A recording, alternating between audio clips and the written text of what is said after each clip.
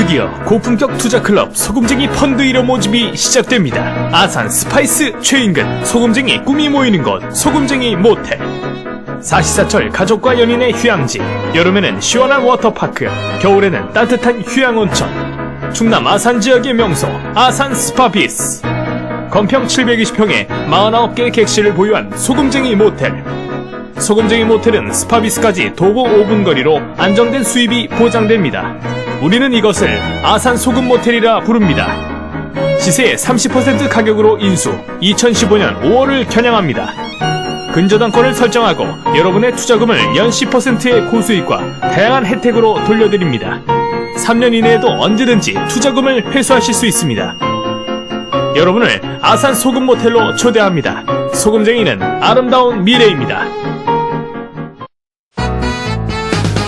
학원 경매 배워봐요. 실전 경매 특별함이 있어요. 기법 전수 협회에서 만나요. 선판이고 결심했어 우리 함께. 나도 부자 될 거야. 이런 공경매사협회. 부자 되는 지름길, 가난 탈출 프로젝트 도기안의 경매왕 지금 시작합니다. 집중하세요. 쉿. 자, 안녕하십니까. 도기안의 경매왕의 도기안입니다. 자, 오늘은 우리 인천 지사장들하고 어떤 이제 팟캐스트 하는 날이죠. 금요일이면 어김없이 한 게 벌써 우리가 한 3주? 4주 됐을 거예요. 네. 네. 자, 한번 인사하셔야죠. 먼저 하세요, 일지사님. 안녕하세요, 김서진입니다. 안녕하세요, 김국동입니다. 네. 한 주간에 뭐 잘 지내셨어요? 저는 조금 감기가 걸려가지고요. 지금 계속 일주일 넘게 고생하는데 협회장님 지금 반팔 입고 계시는데 지금 괜찮으세요? 뭔가 이렇게 이제 저 같은 경우에는 어떤 강의가 있거나 미팅이 있을 때는 그나마 뭐 정장은 아니고 청바지를 입는데 아닐 때는 추리닝 입고 나오는 거 알죠? 그래서 오늘 추리닝을 입다 보면은 긴 팔이 없어, 지금. 긴 팔, 이런 게 없어. 그래서 반팔로 걸치고, 대신 조끼는 입잖아요. 이런 식으로 하죠. 편하게. 근데 궁금한 게 있어서, 추리닝을 입으실 때, 구두를 꼭 신으신다는데, 추리닝과 구두가 어떻게 연관이 진짜 아닌 있는지 것 한번 같아요, 조금 그거. 거기에 대해서 좀 해명을. 진짜 그거 아닌 것 그러니까, 같아요. 근데 구두를 신은 게 아니고, 네. 구두가, 그러니까 이런 거예요. 이상하게 겹칠 때가 있어. 청바지하고 그 추리닝이 사이에 있을 때 구두를 신게 될 때 절묘한 타이밍에만 본 거야, 지금. 그래? 구두 안 신지. 오늘도 운동화 신고 왔는데. 한 2번인가 3번인가. 사람은 딱 자기가 본 걸로 전부로 하면 안 돼. 본 걸로. 그 구두에 네. 또 뭐예요? 또박또박 하는 그 소리가 좋은 거 아니에요? 그 느낌이 좋을 때가 있어요. 그건 이제 청바지를 입고, 그 구두가 특히 이렇게 푹신한 구두보다 딱 끊길 때 어떤 걸을 때 자기 느낌? 추리닝은 절제? 편안함과 또 거기에 소리가 이렇게 따다하면 또 이제 패션하고 관계없이 그런 추리닝에는 것도 슬리퍼가 조금 최고인데. 아니야, 딱 그건 고시생 조금, 패션이야. 네. 고시생 패션. 불편한 아니, 고시생 패션에서 얻어지는 건 별로 없는 것 같더라. 그래서 그 기분을 왜 내가 물어보냐면 그런데 왜 그렇게들 다니시죠? 고시생들. 고시생들은 이제 좀 늘어진 거? 너무 하루 종일 10시간씩 공부를 하니까 그냥 극단적 자유를 만끽하고 싶은 마음이 있어요. 그러니까 자기가 감옥 생활처럼 갇혀 있잖아. 창살 없는 감옥처럼 있다 보니까 극단적으로 무너지고 싶은 마음이 있는 거야. 근데 이제 나 같은 경우는 그 정장 같은 거 별로 싫어하지만은 청바지보다도 추리닝을 선호하는 이유는 뭔가 이 느슨함 속에서 아이디어가 나와요. 뭔가 자유로운 속에서 아이디어가 나오고 뭐 책상에 다리 올려놓고 편하게 있고 맞아. 그러면은 그러니까 그런 거 있잖아요. 구글에서도 그런 데잖아.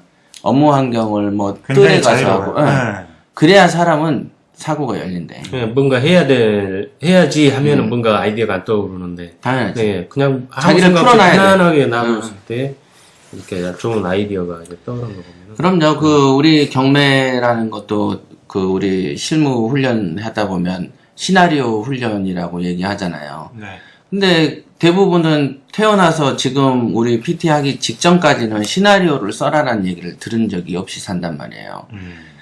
그런데 무슨 우리가 그 방송 작가도 아닌데 물건 검색하면서 시나리오 훈련하라 그러니 되겠냐고.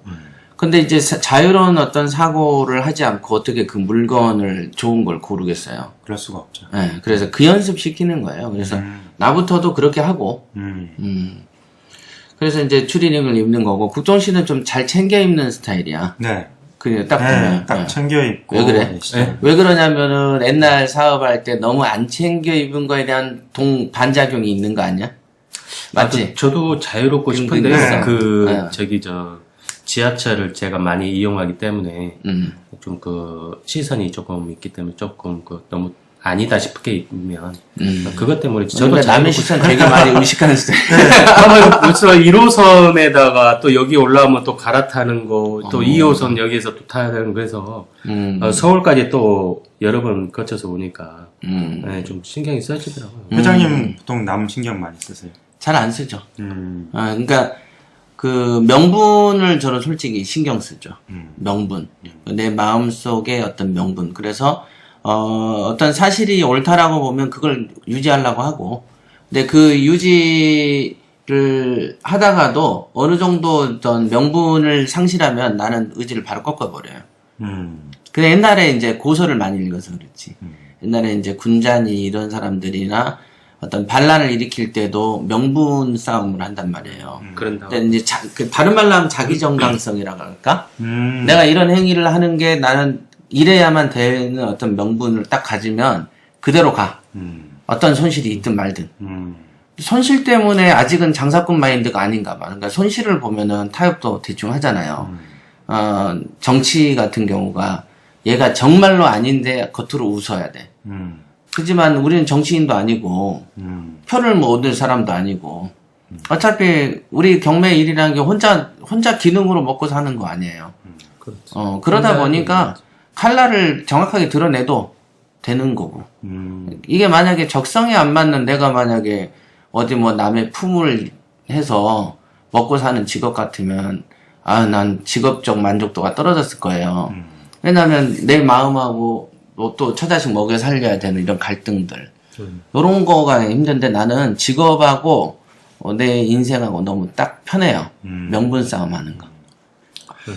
지금 이제 보실 수는 없겠지만 지금 김국동 지사장님 같은 경우에는 깔끔하죠. 그 스프라이트 보라색 남방에다가 파란색 조끼를 지금 입으셨어요. 네. 그리고 그 카키색 목도리를 하고 계시고 그런데 협회장님은 군밤장수 같아. 추리닝에 반팔 티에 검은색 조끼. 세수는 하셨어요? 했지. 나는 샤워는 하루에 2번씩 해. 아침 저녁으로. 그래요? 그런 것이요. 국동 씨는 어제 팬티 갈아입었어? 저희 여기서 아주 뭐 며칠 뭐 하면서 지금 그래서 진작 제 집에 가서 했는데 좀 집에를 좀 자주 좀 내려오라고. 요즘 혼자서 생활하시잖아요. 그렇죠. 지금 제가 지금 빨래하고 밥도 해 먹고 또 어제 찌개 하나에다가 지금 밥 먹고 또 나왔는데 객지 생활하니까 그렇지. 네, 일단 먹는 거는 좀 잘 챙겨 먹고 나오려고 지금 하고 있습니다. 그거를 와이프가 알아주나 모르겠다. 요즘은 어째 또 전화도 안 받고 그러더라고요. 간혹 아들 얼굴이나 좀 다른 번호로 해. 다른 번호. 다른 번호로 해. 다른 번호로 하면 받지 안 받아? 그 방법을 좀 써야지. 그런 방법은 생각을 안 해요. 페이스타임으로도 좀 걸고 그렇게 하면 되지. 안 그래? 건강을 잘 챙기십시오. 그래야 될 것 같아요. 객지 생활을 그래요. 서진 씨는 요즘 뭐 뉴스 있잖아. 애기. 네. 저는 지금 그 최고의 그 교육도 이번 주에 해야 되는데 그 이제 양해를 좀 구하고 미뤄놨어요. 그래서 사실은 오늘 그 유도분만 오늘이에요? 예정에 있었는데 보통 그 유도분만 또 잘못되면 안 될 수도 있다고 하더라고요. 그래서 와이프가 많이 두려워했어요. 그래서 일단 버텨보자. 네, 그래서 제가 오늘 이제 그 와이프 집에 두고 넘어왔는데 언제 나올지 지금 초조해서 기다리고 있는 중이에요. 그냥 거부 안 내고 제왕절개하면 제일 쉬운데. 사실 제왕절개는 또 안 하고 싶어 하니까 뭐 이렇게도 막 칼자국 나서 그런 건가? 너무 또 아프고 끝나고 통증이 또 심하답니다. 저는 그 동생 그 재수 씨는 그냥 2번 다 제왕절개인데. 네. 그래서 자연순산 이렇게 한다고 이렇게 딱 마음 먹었다가도 한 뭐 4, 5일 동안 이렇게 해도 이제 안 되니까 어쩔 수 없이 이제 제왕절개 해서 이렇게 하려고 그러는데 정말 그렇게 고통스러울 것 같으면 빨리 그 요즘엔 제왕절개를 그거 하겠다고 무통으로 그런 하잖아. 근데 끝나고 나서 무통 또 통증이 물려온대요. 계속 무통 주사를 줘. 이렇게 그 신호가 올 링겔에 때. 무통을 해놔. 그러면서 한 방울씩 떨어뜨려. 나도 무릎 수술 해봤잖아요. 네. 하나도 안 아파. 무통 그걸 떨어뜨리면 안 아파. 전혀 이제 그게 내가 수술했나? 막 이 이래. 얘기를 들으시는 또 혹시 그 주부님들이나 어머님들 계시면 또 화내실 수도 있습니다. 굉장히 고통스럽고 그런 거래? 그럼요. 그건 뭐 참 우리가 안 느껴봤으니까 네. 남자들은 아니 나는 도저히 무릎 느껴볼 수가 없다니까. 수술했잖아. 무릎 수술하고 무릎수술하고는 그거 차원이 아니야. 틀립니다. 차원이 틀리대요. 한번 놔봐 얘 놔봐 네. 한번 얘 놔봐. 그래서 지금 둘째인데 음. 지금 뱃속에 있는 상태가 4kg가 넘어요. 진짜 예. 크다 커. 저번 주까지 3.8이었는데 4kg가 넘어서 실제로 자연분만을 하더라도 이제 좀 어려울 수도 있습니다. 근데 중간에 이런 거 안 해요? 운동 같은 거? 그래서 일부러 집안 청소하고 계단 오르락 네. 내리락 하고 해야 돼. 맞아요. 네, 운동 안 해주면 낳기가 힘들다고. 계속 움직이라고들 부모님 예전에는 이제 쓰레기 같은 것도 제가 같이 버려다 주고 했는데 자기가 해야 돼. 이제. 지금은 제가 이제 아파트 13층이거든요. 13층까지 올라와요 혼자. 운동한다고. 네. 근데 미리 하는 게 어찌 보면은 그 아기가 성장을 빨리 못하게 하는 것도 있던데. 그 자기 그 키로수로 영양 섭취를 못하는 거야. 내가 소진을 해버리니까. 그래서 조금 빨리 해줬어야 되지 않았을까? 그리고 운동을? 와이프가 또 디스크도 심해요. 그래서 잘 아, 움직이기. 그러면 무거우니까 더 그렇지. 네, 맞아요. 음. 그래서 뭐 이래저래 선택하기가 힘든 상황이었죠. 디스크는 그 우리 당랑권의 웅보 대박이라니까. 웅보.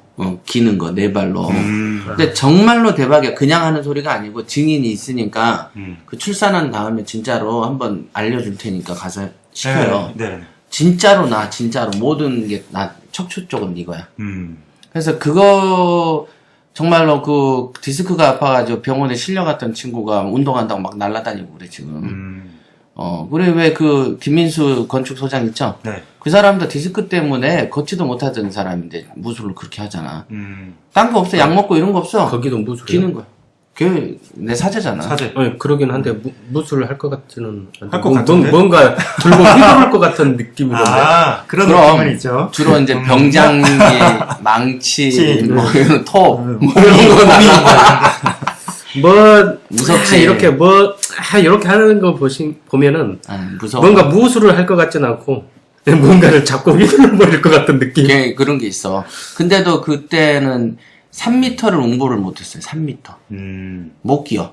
그런 사람이 그렇게 기운이 세진 거는 역시 연공이 있고, 특히 척추 쪽은 반드시 근육으로 우선 잡을 수밖에 없어. 칼을 대면 안 되고, 근데 근육으로 잡는 운동을 이렇게 헬스장에서 하는 거를 하면 안 돼. 기는 게 제일 좋아. 척추병이 나는 거는 두 발로 걷는 직립보행한테는 필연적이래요. 근데 이제 네 발로 기는 동물들한테는 이 척추 디스크라는 건 없어. 그렇죠. 결국은 이 척추를 네 발로 분산해서 이렇게 움직이니까 척추 쪽이 강화가 되는 거예요. 그거는 정말 해요. 네. 시켜. 알겠습니다. 그래서 건강하고 많이 연관이 돼 있고. 당연하지. 이게 돈이 없을 때는 돈을 갖는 게 소원인데, 내가 그때 다리 때문에 한 3, 4년 고생했었잖아요. 걷지를 못할 때 갖는 것은 돈이 뭐고 다 필요 없는 거야. 건강이죠. 건강이 제일 최고고, 그래서 건강이 제일 최고라는 걸 안 상태에서 돈을 많이 벌어야 돼 생각을 해야지, 건강 무시하고 돈만 벌어야지 이 생각하면 안 돼. 소용없습니다. 아니, 그건 안 돼. 그러니까 요즘 이제 사회가 나이는 많이 이제 수명은 늘어나는데 이제 좀 돈이 경제적인 돈이 좀 부족하기 때문에 또 요즘 이번에 지금 뉴스도 나온 것 같은데. 그렇죠. 어떤 뉴스예요? 오래 살지만 돈은 없고 몸은 아픈 고달픈 노년 이렇게 해가지고 또 이제 나오고 있습니다. 요즘에 평균 수명 자체가 70대를 넘겼잖아요. 네, 저희 아버지 웬만하면 70대 다. 근데 허리가 쭉 펴서 꼿꼿하게 60대는 이제 할아버지 측도 할게요. 안 하지. 옛날에 나 애기 때 60이면 할아버지였어. 네, 화환갑 잔치 하면은 할아버지 그랬었어. 그랬는데 지금 뭐 요즘에는 그런 것도 없어. 그러니까 진짜 젊은. 근데 실제로 사회에서는 60 전에 정년이란 말이에요. 거의 다. 그리고 40, 50대면은 이직이 염두에 있기 때문에. 그 다음에 애들이 이제, 애들도 늦게 낳잖아요.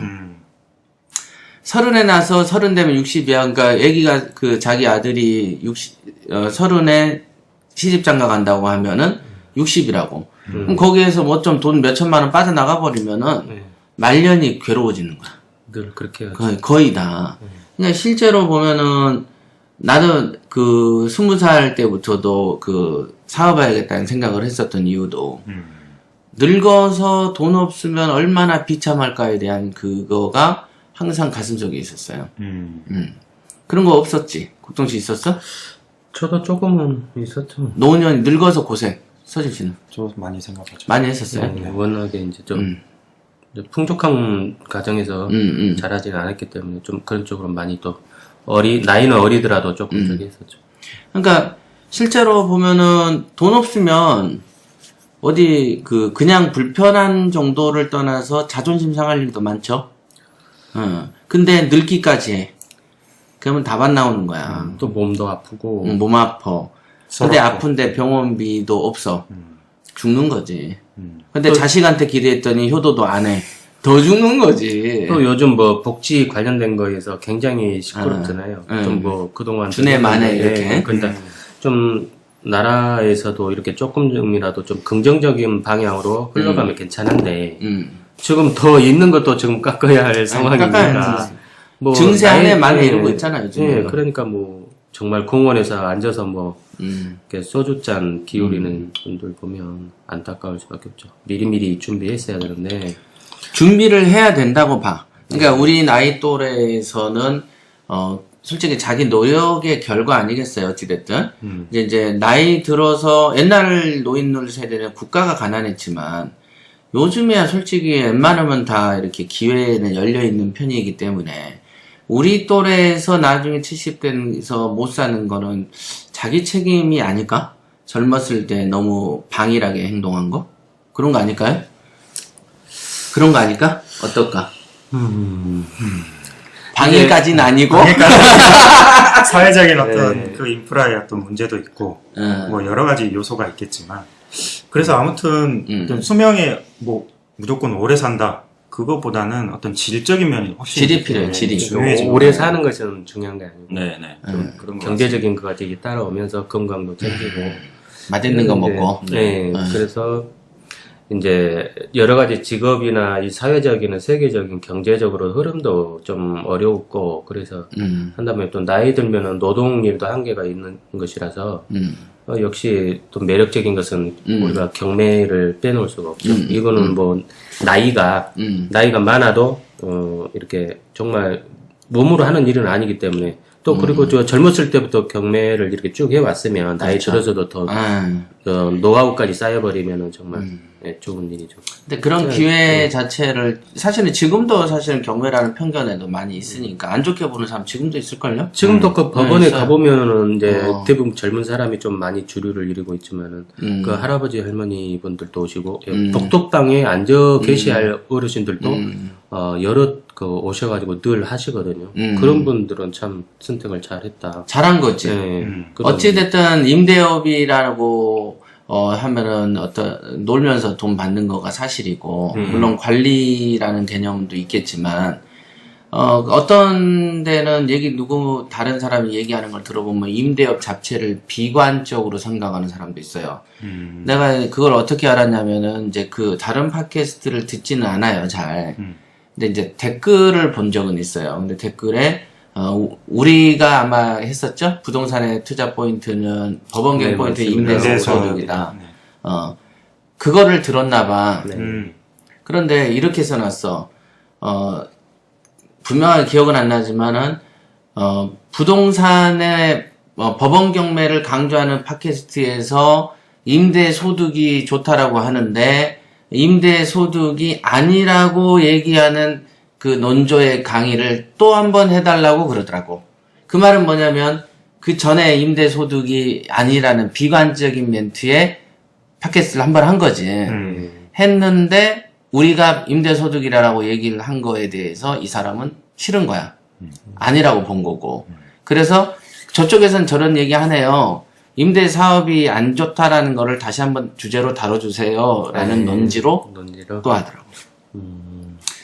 그래서 나는 진짜 뭐 어떤 대가리가 저랬지 이런 대가리가 임대사에 보면 아니면은 그러면은 부자들이 시세 차익 목적으로만 하는 게 뭐 그런 건가요? 그러면 그런 그걸 거 원한다는 거예요? 근데 불경기에선 그거 불가능한 거고 내가 늘 말하지만 부동산으로 시세 차익을 많이 본 입장에서 국동시도 많이 봤죠. 네. 하지만 그게 일반론은 아니죠. 경기는 늘 변하기 때문에. 하지만 옛날이나 지금이나 미래나 변하지 않는 건 임대소득이죠.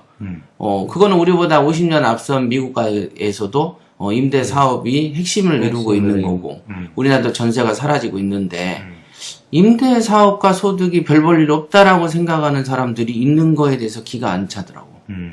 근데 문제는 공통점이 있어. 가난하다는 거지. 가난할 때 갖는 관념과 부자일 때 갖는 관념이 그렇게 차이가 다른가라는 생각을 난 그때 많이 했어요. 그런 생각을 갖고 있기 때문에 또 계속해서 그렇게 가난하게 유지하고 있는 것 같습니다. 그렇죠. 생각의 전환을. 노인이 나부터도 노인 되면은 특별한 아이템을 그때도 갖고 있지 않는다면 의존할 때라고는 임대사업밖에 더 있어요. 꽁돈 나오는 데는 거기밖에 더 있냐고. 그런데 이제 물론 우리는 우리 협회는 뭐 이제 미국하고 독점 계약하는 거 있는 거 아시죠? 네. 예, 그런 유통 쪽으로도 진출을 하기 때문에 큐어 코리아라는 곳에서 지분을 협회 이름으로 취득을 했어요. 그러니까 사실은 협회 공식적으로 보면 협회 사업 진출이죠. 유통업에 대한 공식적으로. 예. 그러니까 그런 길을 뚫어야 되는 거야. 우리가 이렇게까지 방송을 했는데 한 10년 후, 15년 후에 우리가 다 60이 다 돼 있는데 누구는 다 가난하면 저것들 봐라 이렇게 얘기 듣는다고. 그러니까 어떤 형태로든지 간에 부자로 돼 있어야 돼. 우리는 책임을 있는 지금보다 거야. 더요? 당연하지. 지금 부자시잖아요. 더 가져야 돼. 그냥 막 뿌려버려야 돼. 근데 그 유통으로 취급하시는 게 어떤 건가요? 주로 이제 숙취 음료예요. 예, 술 마시면은 이제 우리 왜 술을 깨는 음료들이 몇 개 있어요. 유명한 것들이 그죠? 네. 그런데 이거는 이제 미국에서 오는 건데 요게 이제 아마 몇 개월 후면은 한국에 론칭이 될 건데 가격도 싸고 한 3,000원대, 4,000원 안 되는 정도인데 한 술 마시기 우리 테스트 해봤자 국동씨 마셔봤지. 네네. 한 30분 전에 마셔보면은 다음날 두통이 없어. 사실은 오전에 우리 그 송대리 있죠? 아침에 또 회의하는데 그러더라고. 이거는 행오버는 반드시 된다는 거야. 왜 근데 얘가 어제 또 일찍 갔잖아. 네. 술 한잔 했어요? 엄청 마셨대. 엄청 막 그냥 자기 말대로 하면 자기 오바에 한 200% 이상 오바했대. 근데 집에 간 것도 3시 반이라는 거야. 그리고 회사 8시 반에 왔어. 머리도 안 아픈 걸 떠나서 에너지가 지금도 넘친다는 거야. 이게 원래 캐나다에서 에너지 음료로 팔리는 거거든. 술자리는 참 즐거운데 네, 다음날 그 머리 아픈 것 때문에 그것 때문에 미치 힘들어져요. 머리 아프고 하고 막 몸 상태가 제로잖아. 이게 대박인 거야. 다음날 그 정신이 이렇게 맑아지는 느낌이 있어야 야 하루가 또 즐겁고 앞으로 그게 그러니까 멀쩡해 지금. 일이 혹시 잘 병 주고 약 풀리는데 주신 거 아니에요? 아니야 그거 아니 신기하지 않아? 그러니까 제가 술을 좋아해. 근데도 지금 뭐 벌써 나한테 임상 실험한다고 몇 번 가져가 봤다고. 뭐 조용히 이렇게 살짝 가져간 건 없겠죠. 없겠지. 죽는 거야. 볼케이노도 하나 먹었더라고 몰래 아까 아침에 물어봤어. 그때 그러니까 이 음료가 이제 아마 엄청날 거예요. 그러니까 우리의 이제 미래 사업 중에 하나죠. 그러니까 우리는 쉬지 않고 제가 그랬죠. 경매쟁이에만 머무르면 안 된다. 네. 예, 그래야지 우리가 금방 말한 돈 없고, 나이는 들고 평균 수명은 연장된 이런 불우한 노년을 살면 안 돼요. 우리만 안 된다라는 것보다는 우리가 어떤 방법을 알면 길을 제시해 줄 수 있잖아요. 우리가 이런 거를 떠드는 자체가 길을 제시하는 거죠.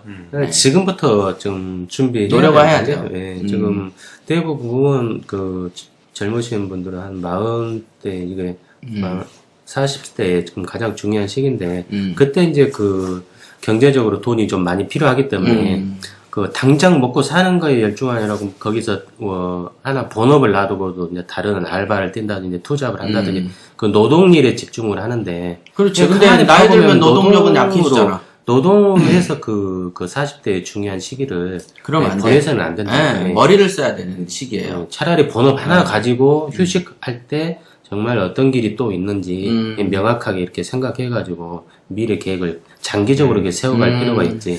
그 당시에 어렵다고 그냥 이것 뛰고 저것 뛰고 그건 안 돼. 그러다 가는 거야 항상. 그래서 노년에 이렇게 그늘을 만들어줄 수 있는 나무를 지금부터 쭉 키워 나가시는 게 좋습니다. 맞아요. 간혹가보다 그런 분들 만나서 이런 설명을 해줘도 조금만 더 모아서 뭐 한 5개월, 6개월 모으면 어느 정도 돈이 몇 천이 또 더 늘어나니까.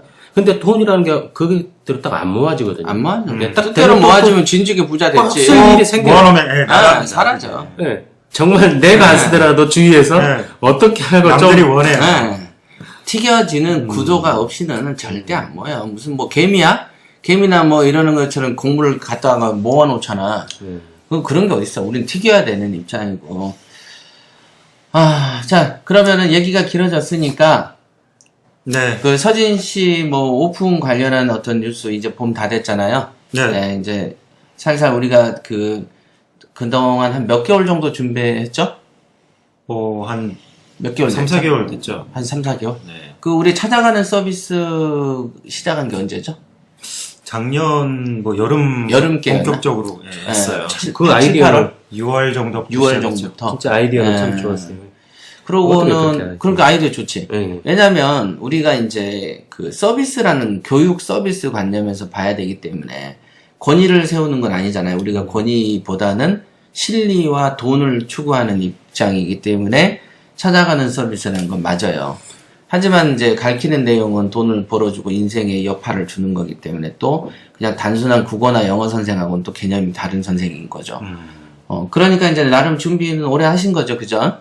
그때 당시에는 예상은 사실 못하고 제가 직장을 다녔을 때 배울 시간조차 없었던 그런 일들이 있었어요. 네. 그래서 그런 분들을 위해서만큼은 움직여봐야겠다.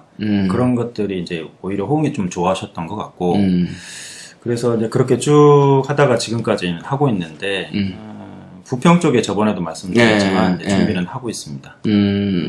부평을 하게 된 뭐 생각하는 어떤 이유가 있어요? 애초부터 제가 시작할 때 제가 부평을 염두에 뒀고요. 부평이 굉장히 부평역 가보시면 번화가예요. 그래서 사람들이 이렇게 가장 많이 모이는 곳이기도 하고 그래서 많은 분들을 이제 가까운 곳에서 좀 만나고 싶은 생각이 있어서 그렇게 결정했어요. 그래 놀기도 좋고 네. 우리는 이제 술도 해야 되니까. 또 부평이면은 저 있는 곳하고 이제 이지사하고도 좀 가까우니까. 가까워요? 가까워요? 좀 어느 가까워. 정도나? 한 10분, 15분 내로 갈수 있죠. 좀 그러면은 그 수강생들을 데리고 상대적으로 견학이라든가. 네, 물론. 그 다음에 네. 또 일지사 할 때 이지사 특강해주고, 이지사 할 때 일지사 특강해주고. 그렇게 얘기 나누고 있어요. 그러면 모양이 나오죠. 네. 또 워낙에 또 사이가 좋으니까요. 지금까지 좋을 수도 있어요. 수강생 때문에 좀 분쟁이 일어났어도. 왜 같이 거리? 그런데 보니까 우리 이지사 교육생분들 굉장히 성향들이 굉장히 온화하시고 좋더라고요. 이지사요? 네네. 만나봤어요? 제가 듣기로는 그렇습니다. 네, 조금 많이 식당에 초대한다고 이렇게 전화로도 하시고요. 또 수업 끝나면 그 이지사에서 있는 수강생이죠? 네. PT죠? 네, 제가 이제 식사 대접을 이렇게 같이 하는데, 우리 일지사님도, 내가 익히 들어서 마음에 두고 있는데, 같이 나오셨으면 좋겠다, 이렇게. 그분이 식당하는 건 아니고? 아니고요. 예. 또 그런 적도 있고. 회 먹을 때는 나는 근데 왜 나는 안 불러? 짜장면 드실 때. 안 돼, 짜장 안 돼. 그 정도면 회 먹어줘야 돼. 좋아하시잖아요, 중국 관련. 국정시 사무실 옆에 그 집은 정말 잘하는 거야. 근데 사무실하고 또 저희 집이 5분 거리예요. 차로. 어떤 사무실? 이지사. 그래요? 네. 그래서 이제 그때 저를 이제 불렀었던 거고. 진짜 가깝다. 네, 집하고는 더 가까워. 네. 그렇게 돼야 돼. 그러니까 그 지역에서 아마 있다 보면 시너지 효과가 엄청날 수 있어요. 또 이 서울하고 가까우니까 같이 엮어서 이벤트를 할 수가 있어. 그러니까 그런 거는 우리가 이제 하다 보면 늘 말하듯이 9층 안 올라가면 9층에서 보이는 거 모르죠. 9층에서 아무리 높게 봐도 10층에서 편하게 보는 수준을 못 봐. 그러잖아. 이 층이라는 게 있어. 그러니까 우리가 아마 이제 시너지를 내는 단계 오픈하고 서로 교차 특강하다 볼 때 떠오른 아이디어를 우리가 지금은 상상을 못 하는 거예요. 제가 사업을 오래 해보면은 내가 지금 하고 있는 소금쟁이 같은 경우는 4개월 전에 상상도 못 했거든요. 없었어. 알잖아. 내 옆에 있어서 알잖아. 그러면 그 전에 있었던 수많은 얘기들은 어떤 이벤트든 어떤 책을 출간을 하든 어떤 교육을 하든 우리가 쿠팡에 진출하는 것도 사실 한 달 전, 2달 전에 상상도 못한 일이었잖아. 지금 그런 것들이 앞으로 우리 앞에 무궁하게 널려 있다고 생각을 해봐봐요. 그래서 나는 항상 그 에너지가 그런 데 있는 거야. 앞으로 내가 안 쓴 것들이 아마 이제 다음 달 가서 층이 올라가면 그때 보는 관념의 세계하고 지금하고 달라질 거니까 또 그때는 또 다른 게 나오겠지라는 어떤 마음의 여유. 이게 있어. 근데 이제 그런 어떤 시야가 좁다 보면은 그게 전부인 것처럼 우리의 긴 인생을 오늘만 살고 죽을 하루살이처럼 생각하면 안 보이는 거야. 답답하고. 사실 보이는 것만 믿잖아. 그치? 근데 우리는 실제로 나이가 예를 들면 40이다 그러면은 39대 40에서 뭐 할 줄 몰랐잖아. 자기 삶을 그렇게 살아왔어. 실제로 모르게끔 살아왔는데 근데 미래를 그렇게 점을 치지 못하는 거죠. 이 어떤 깨달음의 결핍 현상이다. 그래서 사회적인 구조에 막 떠밀려서 계속 이제 또 거기에서 지금 이 나이에서 이제 좀 깨우칠 수도 있지만은 뭐 60, 70 될 때까지 계속해서 떠밀려서 거기까지 이제 거기다 떠밀린다는 표현이네. 네, 공원에서 그냥 딱 앉아있을 때 인생 돌아볼 때, 아, 내가 왜 여기 와 있지라는 것을 느낄 그 때가 옆에는 그때가 항상 되는 종이컵하고 소주병이 있지. 그렇죠. 새우깡 뜯어놓은 거 하고. 새우깡도 거의 없던데요. 없어? 그냥 깡통이야? 종이컵하고 네, 소주병만 있는 거죠.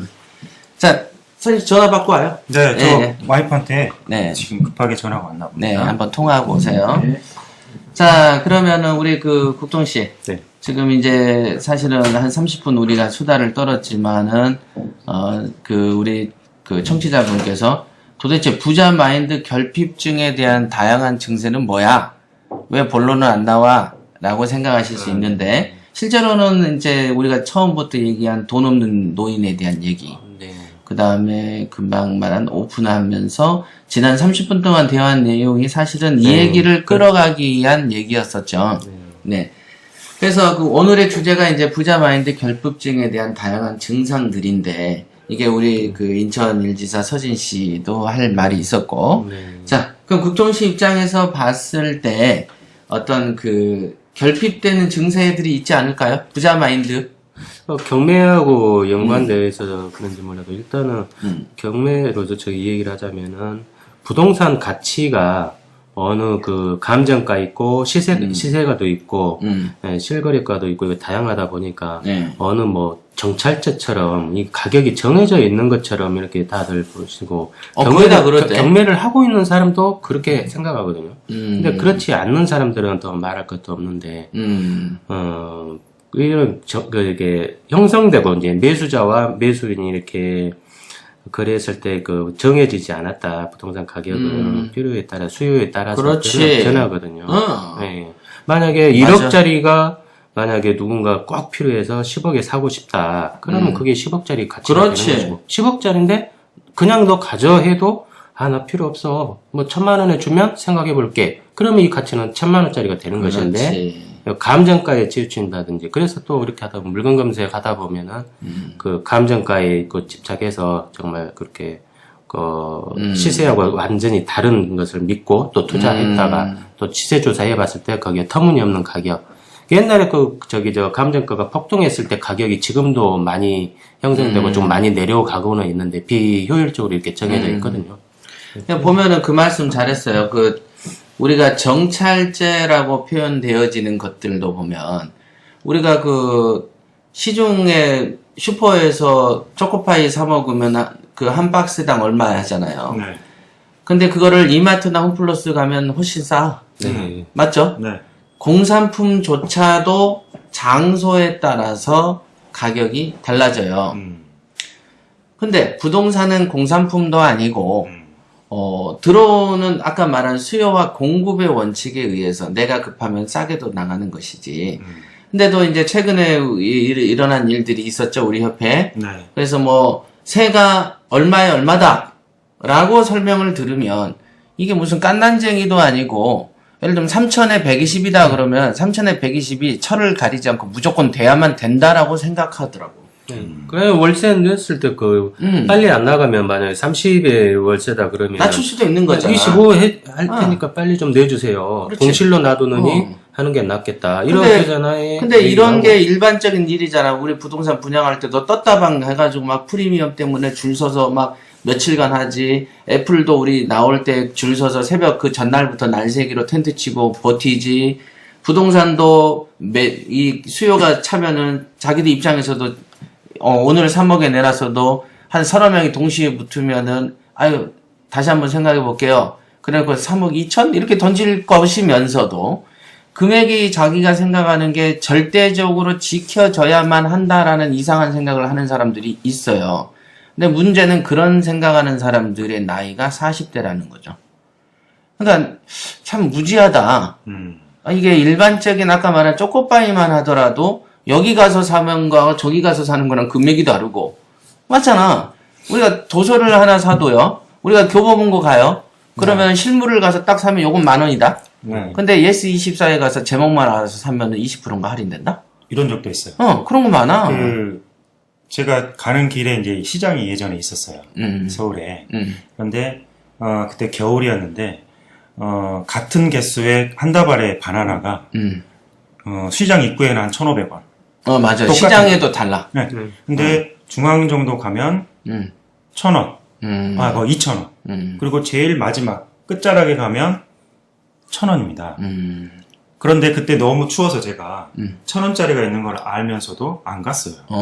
그래. 그러니까. 네. 입구 자락에서 그냥 산 거예요. 1,500원 주고. 그때는 그 바나나 시세가 나한테는 1,500원 되는 거죠. 맞아. 네. 그런 거지. 그러니까 본인이 이 가격이란 이거는 흔히 우리가 일상에서 겪는 수준의 경험들이라고. 하다못해 아이스크림도요. 깜짝 놀랐는 게 우리가 보면 마트에 가면 1,000원이지만 뭐 한 개 더 얹어서 1,000원 하는 뭐 이벤트를 하잖아. GS 마트도. 그래서 나는 그걸 싸다고 했어.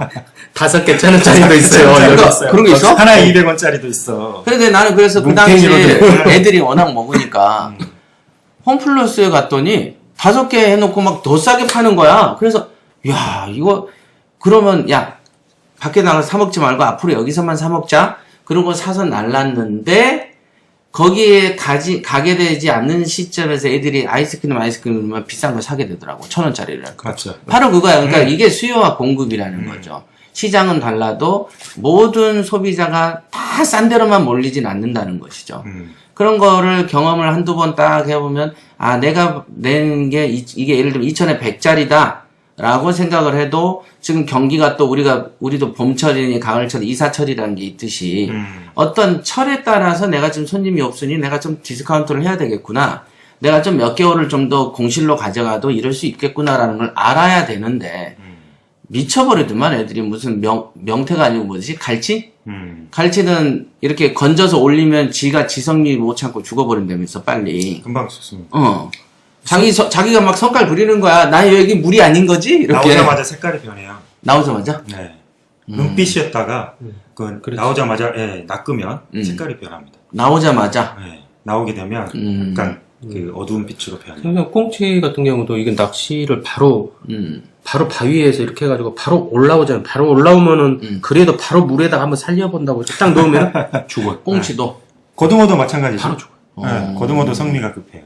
그래서 회로 잘. 멸치도 또 금방 죽는 거지. 네, 맞아요. 그러니까 나는 그런 얘기를 책으로 쓴 사람 아니에요. 그렇죠. 그래서 나는 근데 초창기에는 그런 중생들이 너무 많아서 맨 설명하면은 우리 부자마인드 설명할 때 매매나 전월세에 오래 걸리는 시간에 대한 인내심을 강조해왔고 기초반에도 항상 부자마인드를 전방 포석을 한 이유가 우선 요것마저 이해가 안 되는 놈을 권리분석 가르쳐봤자 의미가 없는 거거든. 돼지 먹이 진주 먹거리란 말이에요. 그랬는데 그때는 봐고 지금은 멸종된 인물인 줄 알았어. 근데 최 근처에 눈앞에서 이런 그런 희한한 희귀동물을 내가 오랜만에 한번 봤어, 금년에. 네. 그래서 그걸 보고 나 솔직히 내가 부자마인드 강의를 다시 또 해야 될 정도로 이게 번식이 됐구나, 이게. 그래서 사실 우리 알토란에도 부자마인드를 포즈 깐 거예요, 사실은. 금년도는 글로 가자. 근데 경매를 배우고 있는 사람들도 많이 그렇게 생각하시지만은 안 배운 사람들도 많고, 그래서 전에 좀 부동산을 좀 많이 가지고 좀 유지다 싶은 사람들은 거의 부동산을 팔려고 하는 사람들이 없어요. 보면은 맞아. 어르신들 보면은 나 부동산 들고 있어. 팔려가니까 뭐 어디에 뛰어다니는 일이 없이 그냥 느긋하게 다니시면서 그렇지. 누가 좀 팔아주십시오라는 말을 계속 들어요. 그렇다고 해서 덜커덩 파는 것도 아니고. 그럼. 좀 약간 튕기는 듯한 무관심한 듯한 이렇게 있으면 이 가격이 더 올라가거든요. 그게 왜냐면 부동산을 갖는 사람의 속성인 거야, 네. 그게. 정말 그게 있는 자기도 사람의 팔 속성이야. 마음이 있는데도 응. 감사합니다 이게 아니고 내색을 좀 하고. 내색 안 하고 그냥 나는 아쉬울 게 없는데 이런 식으로 하면서 나중에 가격이 그럼 정 원한다면 내가 팔아주지. 요렇게 해서 가격이 이렇게 이렇게 강남의 오르는 빌딩 가격이니까. 주인들은 부동산을 내놔요. 내놓고 입질이 오잖아. 그러면 안 내놔, 안 팔아. 그 다음에 금년에 이렇게 내놨잖아. 그럼 내년에 또 내놔.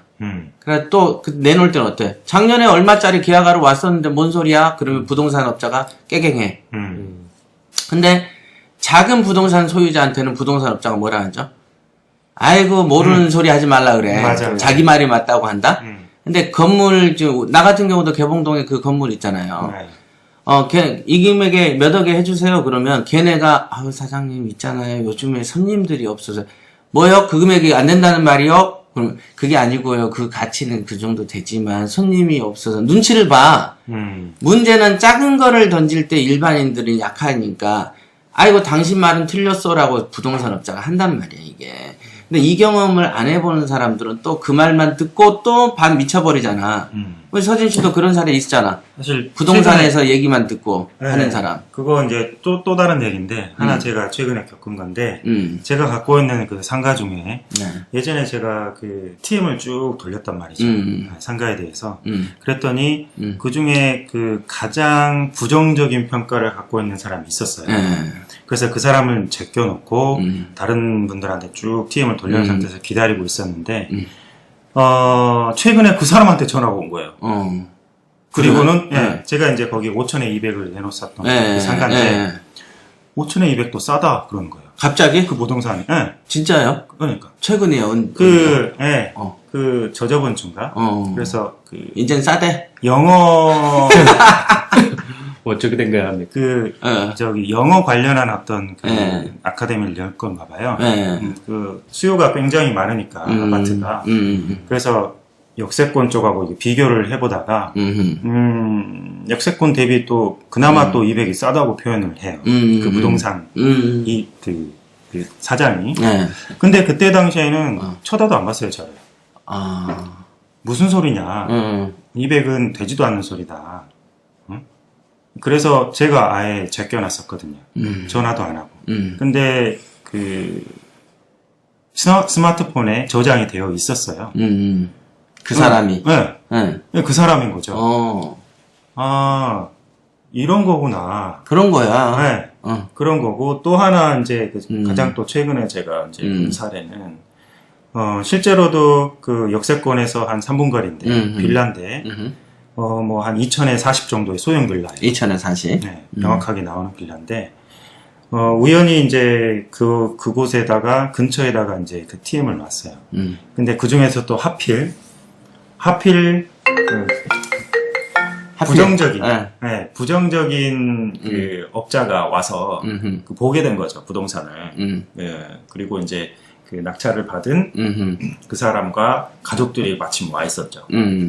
그런데 그 부동산 업자가 이거 500에 300도 30도 안 나와요. 이런 표현을 한 거예요.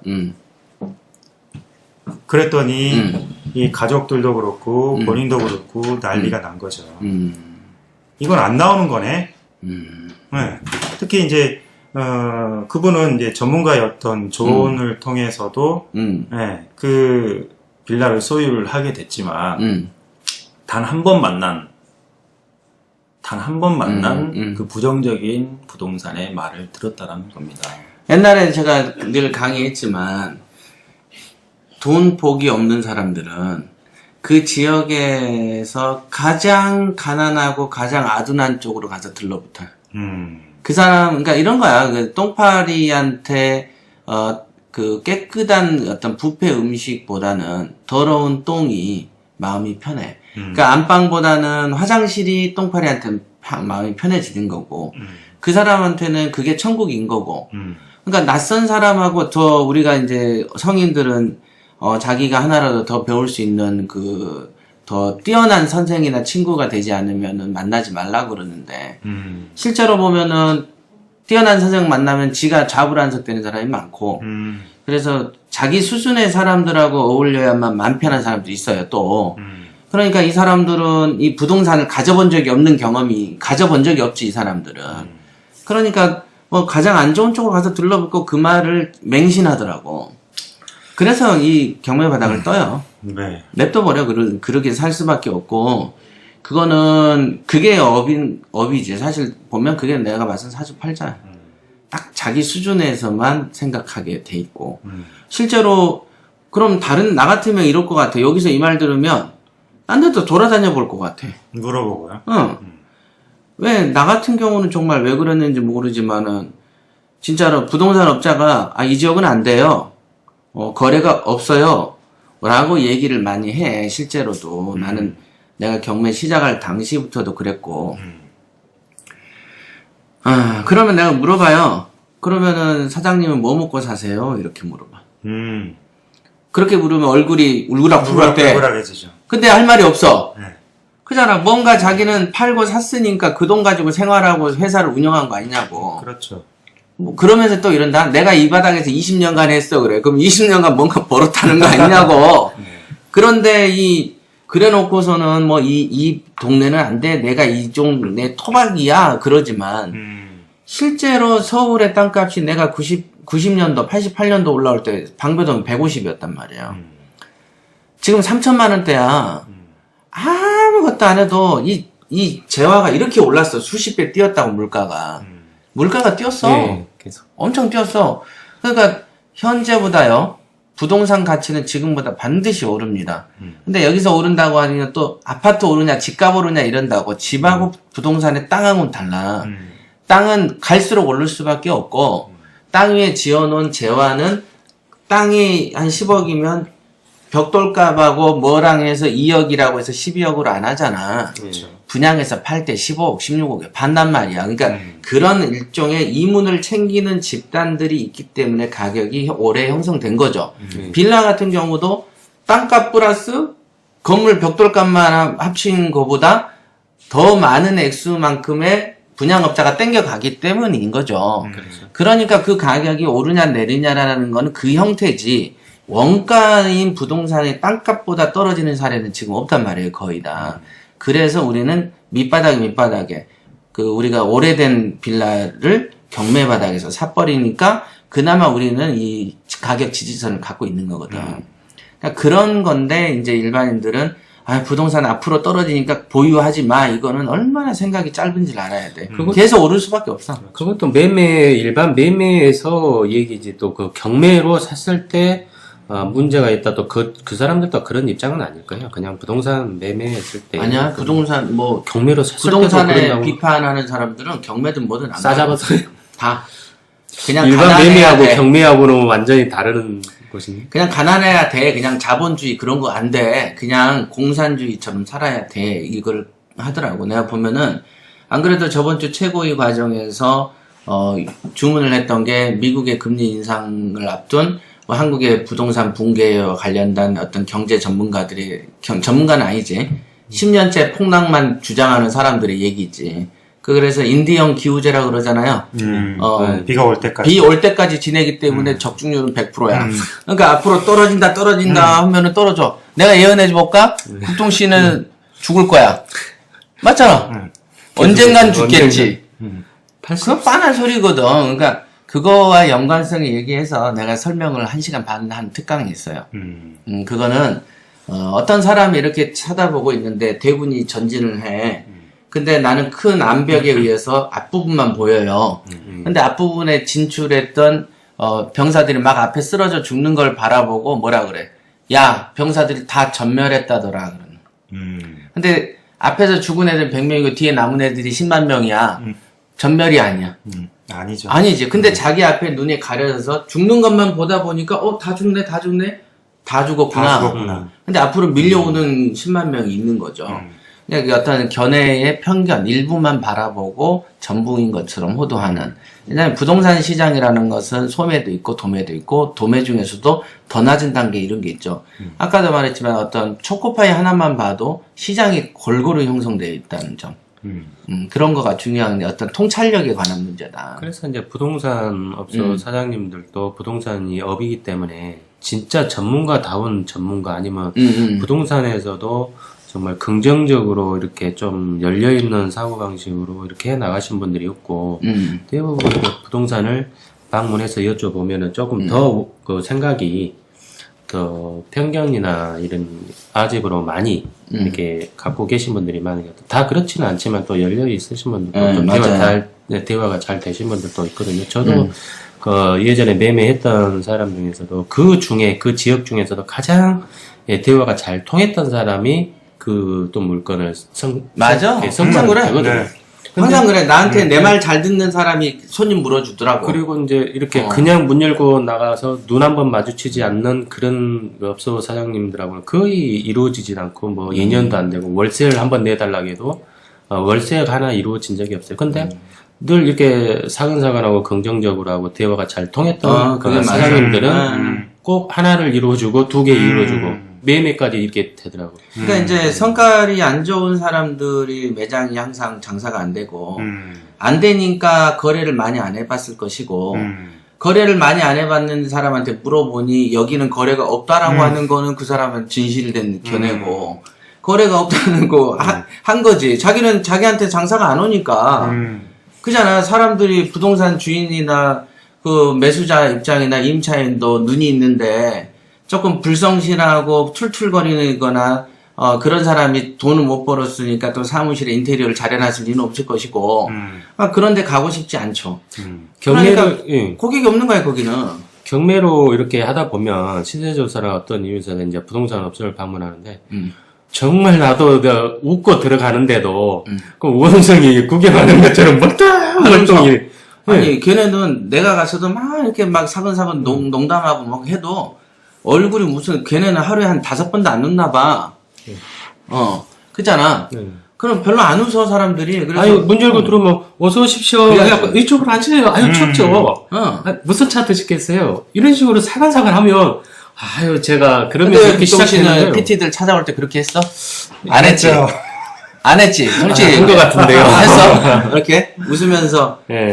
차 한잔 해줄까? 이렇게 했어? 너무 진지했을까요? 너무 진지한 타입이야. 네, 저는 정말 진지하게. 네. 근데 지금은 이제 많이 웃어야 될 때고 항상 웃을 거는 권력을 가진 자가 웃어줘야 돼. 안 그러면 안 돼. 일단은 본인들 사무실에 누군가가 오면 그 사람한테는 무조건 웃어줘야 돼. 왜냐면 본인 보고 왔으니까. 맞죠? 네. 그게 의무인 거죠. 서비스고. 또 우리가 이제 지표로 보여줘야 될 행동들인 거고. 그래요. 그러니까 서진 씨는 그러면 그 아는 사람이에요. 뭐 투자자인지 모르겠지만은 팔랑귀의 전형이네. 그렇죠. 근데 어떻게 팔랑귀가 온 집안이 다 팔랑귀야? 한두 명 정도는 아닌 의견을 제시한다든가 할 수도 주로 있는 이제 보니까 본인의 판단에 의지하지 않고 아내나 주변 지인들에 의해서 이렇게 움직이는 것 같아요. 왜 그럴까? 그게 남자들의 운명인가? 보통 그런 분들도 있죠. 네. 아무튼. 그래서 나이 들면은 네. 이제 자기- 와이프 의견을 무시 못 하게 되고. 그렇죠. 자기 주관이 좀 떨어지고. 네. 근데 그걸 무시하면은 천하에 없는 마초가 되고 남자가 독선적이다. 가정적이지 않다라고 본단 말이야. 가정의 평화를 위해서 또 그렇게 또 따르기도 하고. 그러면은 물어보고 싶은 게 가정의 평화가 중요해요? 돈이 중요해요? 어떻게 생각해? 평화가 중요하긴 한데. 국동씨 어떻게 생각해? 자, 평화야 돈이야? 평화죠. 평화예요. 가정의 평화. 평화를 지키기 위해서는 좀 또 돈이 필요하잖아. 돈이 필요하니까 또 그러니까 만약에 근데 이게 자유로우면 몰라도 선택에 있어서 전쟁 얘기했으니까 잘 됐네. 외세가 침략했어. 그러니까. 가정의 평화를 하려면 집을 안 나가야 되고. 그러니까 가정을 그렇다고 진짜 먼 가정을 지키려면 내가 나가서 싸워줘야 싸워줘야 되고. 당장 나가야 되죠. 그러니까. 당장을 짧게 보면은 딴 놈 다 죽어도 나는 이 가정에서 지키고 피난이라도 가야 되는 입장이고. 뭐 어떻게 해야 되는 거야? 나는 이제 그 가정을 지키기 위해서 전쟁 때 나갔는데 우리 과거의 선인들이나 이렇게 보면은 안 지킨 사람들이 많죠. 우리가 영웅이라고 하는 사람은 가정을 던지지. 항상. 우리가 말하는 성인 군자들도 다 자기 대의를 위해서 했지. 누가 뭐 짜잘짜잘하게 애기 키우고 이러면서 성인 군자 소리 못 듣죠. 뭐 안중근부터 시작해서 뭐 집안의 어떤 그 집안의 작은 소화를 위해서 행동한 사람이 이름을 남긴 사례는 전 세계에 없어요. 그러니까 그래서 이제 만약에 작은 소화에 집착할 것 같으면 이름을 안 얻으면 돼. 근데 이제 벌써 우리 그 지사장들만 해도 일종의 지금 이건 서비스나 교육을 떠나서 문맹 타파, 무지 타파가 필요해. 그거를 알려주는 교육자적인 개념에서 바라보면은 작은 거를 버려야 되는 어떤 책임감도 필요한 입장이 되는 거예요. 그런 거 같지 않아? 그 생각까지 안 하고 살면 안 돼. 큰 책임감이 있죠. 해야 돼요. 네. 나는 그런 책임감 많이 해요. 겪어. 그래서 더 큰 어떤 그 지식에 대한 전파, 깨달음에 대한 전파. 그러니까 무지한 사람 보면 화가 많이 나. 이거를 참 어떻게 저러고 살았을까 이런 생각. 그러면은 그 팔랑귀를 극복할 수 있는 거를 하나 던져줘 봅시다. 마감하면서 방송을. 자, 지금 팔랑귀나 집안의 반대나 집안의 작은 평화를 위해서 나는 돈의 길과 어떤 투자의 길과 아까 말한 대로 가장 재수없는 곳에 가서 상담을 받고 다른 좋은 견해가 있는지조차도 검토조차 하지 않는 그런 사람에게 한마디씩 하고 끝냅시다. 자, 개선점이나 뭐 극복할 수 있던 해결책이 있을까요? 국종 씨? 그런 분은 단기간에 해결되리라고 안 보고요. 일단은 부자 마인드 책을 하나 선물해주고 싶습니다. 부자 마인드 책. 네. 이걸 하기 전에는 일반 매매든 부동산 관련되거나 경매 관련된 것은 손을 안 대는 게 옳다고 생각합니다. 알기 전에는 하지 마라. 아예 그냥. 네, 부자 마인드 책을 읽고 습득하지 않을 바에는 하지 마라. 네. 그 친구가 줬는데 안 봐. 그럼 어떻게 할 거야? 읽어줄 거야, 옆에서? 야, 하루에 10분, 10페이지씩 읽어줄게. 아니, 다른 방법이 있죠. 뭐? 책 모서리로. 일단 때리고 본다는 거잖아. 지사장이 의외인데요. 말로 안 통할 때는, 간혹. 예, 좀 부드럽게, 책 모서리로 부드럽게. 모서리를 부드럽게 때려준다. 그렇지. 그러니까, 그래서 체벌이 필요한 거야. 그러잖아. 옛날에 다 교육할 때 훈장이 이렇게 회초리 들고 하잖아. 회초리 없으면 애들이 공부 안 해. 그러니까 일정한 어떤 체벌, 일정한 어떤 훈육에라는 훈자가 다 교훈할 때의 훈자잖아. 말씀은 옆에다 뭐가 있어. 내천자 같은 게 있어. 말만으로는 안 된다는 거를 얘기하는 거지. 훈육의 교훈.